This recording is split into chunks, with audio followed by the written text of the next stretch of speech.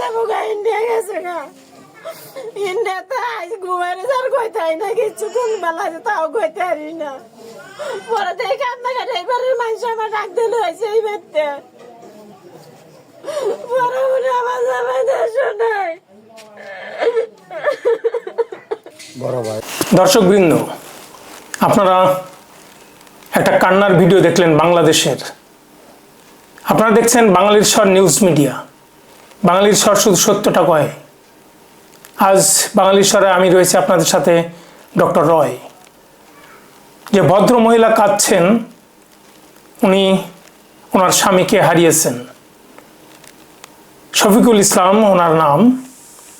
গত 24 ঘন্টায় বিএসএফ দুজন কাউ স্মাগলার, গরু চোরাচালানকারীদেরকে গুলি করে খুন করেছে বর্ডারে। একটি ঘটনা হলো সুনামগঞ্জের দোয়ারাবাজার উপজেলা, আরেকটি হলো ঠাকুরগাঁয়ে হরিপুর উপজেলাতে। সুনামগঞ্জে যে গুলিতে নিহত হয়েছে তার নাম শফিকুল ইসলাম, 47 বছর বয়স, এবং ঠাকুরগাঁয়ে হরিপুর উপজেলাতে যিনি খুন হয়েছেন, নিহত হয়েছেন গুলিতে, তার নাম হলো শেখ রাসেল, 20 বছর বয়সের। নিশ্চয় এটা বেদনাদায়ক। কেউ স্বামীহারা, কেউ সন্তানহারা হলো। কিন্তু বিএসএফ কখন গুলি করে? বিএসএফ নিয়ে বাংলাদেশে বিতর্কের সীমা নেই। বাংলাদেশি মানুষ, ইউনূস সরকার এই চোরাচালানকারীদের ছেড়ে দিয়ে রেখেছে মাঠে। ওদিকে বিজিবি, বাংলাদেশ বর্ডার গার্ডদের টাকা দিয়ে তারা এই চোরাচালানকারীতে ব্যস্ত থাকে। শুধুমাত্র চোরাচালানকারীদের বিএসএফ কখনো গুলি করে না যতক্ষণ না পর্যন্ত তারা, চোরাচালানকারীরা বিএসএফকে লক্ষ্য করে তাদের খুন করার জন্য উদ্যত হয়। বিএসএফ শুধুমাত্র নিজেদের প্রোটেকশনের দরকার হলে তখন গুলি ছোড়ে। ঠিক এমনই দুটি ঘটনা এই ঠাকুরগাঁয়ে এবং সুনামগঞ্জে ঘটেছে। এবং বিজিবির, বাংলাদেশ বর্ডার গার্ডের একটা ভিডিও শুনুন আপনারা। ভালো করে ভিডিওটি শুনুন। টেলিফোন কনভারসেশনে এই border security force, border guard Bangladesh কি বলছে সেটা শুনুন। যারা গরু চোরাকারবারি, তারা ভারতের অভ্যন্তরে 500 গজ গিয়েছিল গরু আনার জন্য। পরবর্তীতে বিএসএফ চ্যালেঞ্জ করলে তাদেরকে বাংলাদেশি গরু চোরাকারবারীরা পাথর নিক্ষেপ করে।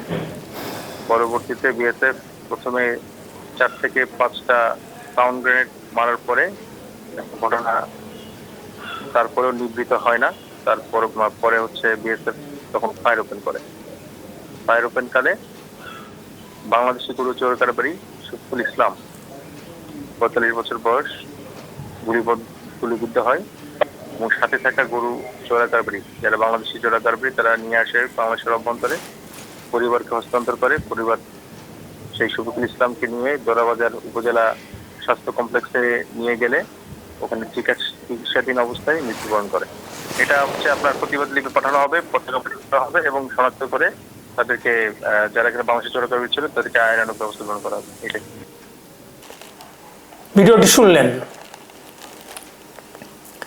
500 গজের ভিতরে বাংলাদেশের চোরাচালানকারীরা 10-15 জনের ভিতরে ঢুকে পড়ে এবং বিএসএফ তাদেরকে নিরস্ত্র করতে চায়, বাধা দেয়। উল্টে তাদের উপরে ইট বৃষ্টি শুরু করে এবং বাধ্য হয়ে একটা অকওয়ার্ড সিচুয়েশনে পড়ে বিএসএফ। তখন গুলি ছোড়ে। শফিকুল ইসলাম আহত হয়, তাকে হসপিটালে নিয়ে গেলে খুন হয়। ঠিক একইভাবে শেখ রাসেলও গুলিতে নিহত হয়।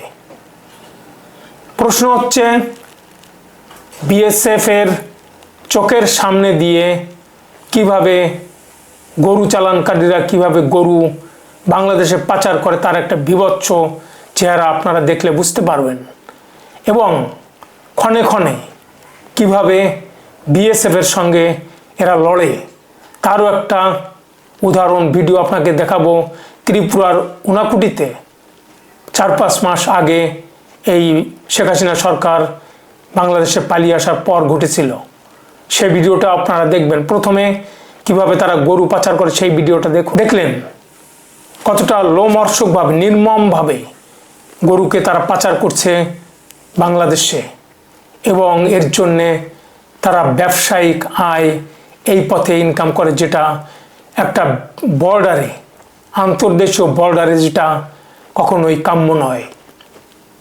এবং এর জন্যে এই ইনকামের জন্যে ইউনূস সরকার পুষে রেখেছে এদেরকে, কারণ এদের পিছনে বাংলাদেশ বর্ডার গার্ড আছে, তাদের ইন্ধনেই এরা এই কাজগুলি করে। ঠিক ঊনাকুটিতে কী হয়েছিল সেটাও একবার দেখুন। তার আগে ভিডিওটা দেখার আগে আপনাদের কাছে আমার প্রশ্ন, বিএসএফের গুলি করা উচিত না অনুচিত? এভাবে যখন বিএসএফ জীবনের হারানোর সম্মুখীন, তখন নিজের প্রোটেকশনের জন্য বিএসএফের গুলি করা উচিত বলে আমি মনে করি।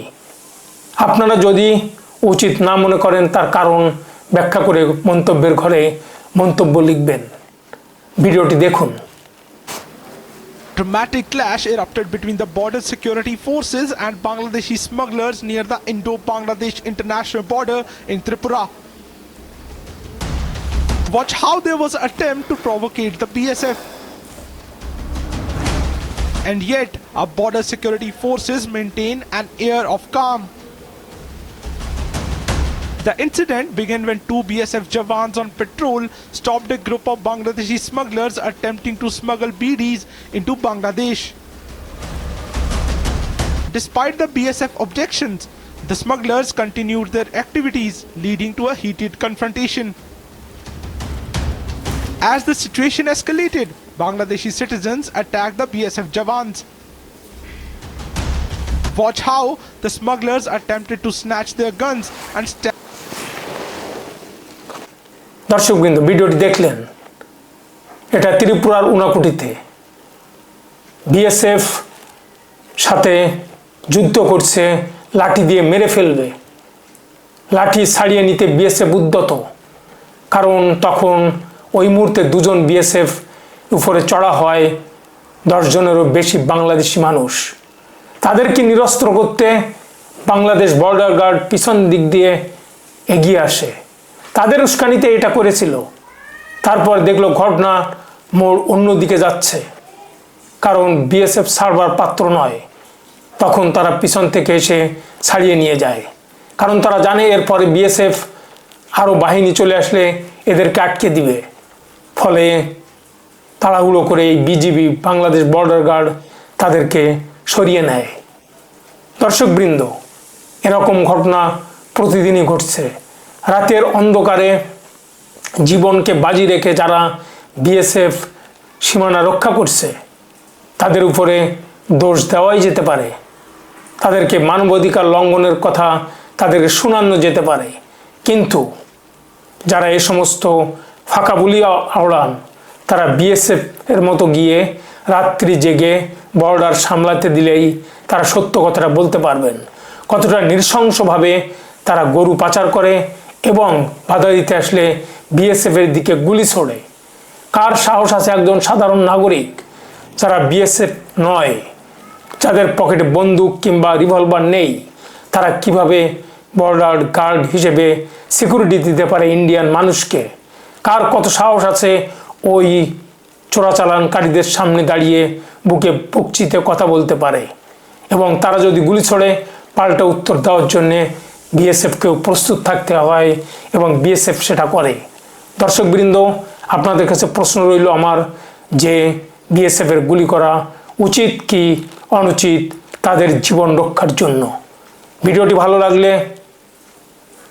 বাঙালি শর্ট চ্যানেলটি সাবস্ক্রাইব করে পাশে থাকা বেল আইকনটি প্রেস করুন, সাথে একটা লাইক দিয়ে কমেন্ট বক্সে কমেন্ট লিখুন, আর দেখতে থাকুন, শুনতে থাকুন বাঙালির স্বর আপনার স্বর। ধন্যবাদ।